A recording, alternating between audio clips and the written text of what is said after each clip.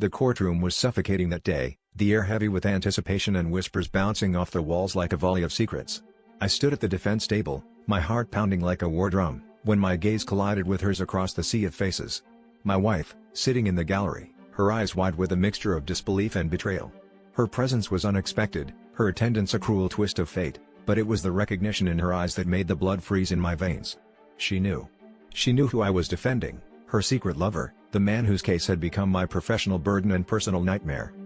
The irony was almost poetic, the kind of twisted plotline that seemed ripped straight from a trashy romance novel. For months, I'd been meticulously building a defense, unraveling the intricacies of a case that had gripped the media, oblivious to the fact that the man accused of a white-collar crime was the same man who had been sharing my wife's bed. The realization hit me like a freight train, a revelation as shocking as it was devastating. How had I been so blind? How had I missed the signs? The late nights, the hushed conversations, the sudden interest in legal dramas that had seemed oddly coincidental now took on a sinister clarity. As the trial progressed, each piece of evidence felt like a dagger, twisting deeper into the wound of my own naivety.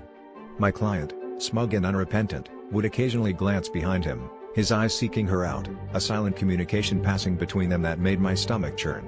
My wife, for her part, wore a mask of stoic composure, but her eyes betrayed the storm within.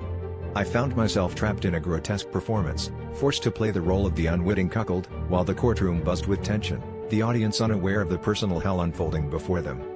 In the end, the verdict was delivered with a finality that left me reeling. Not guilty.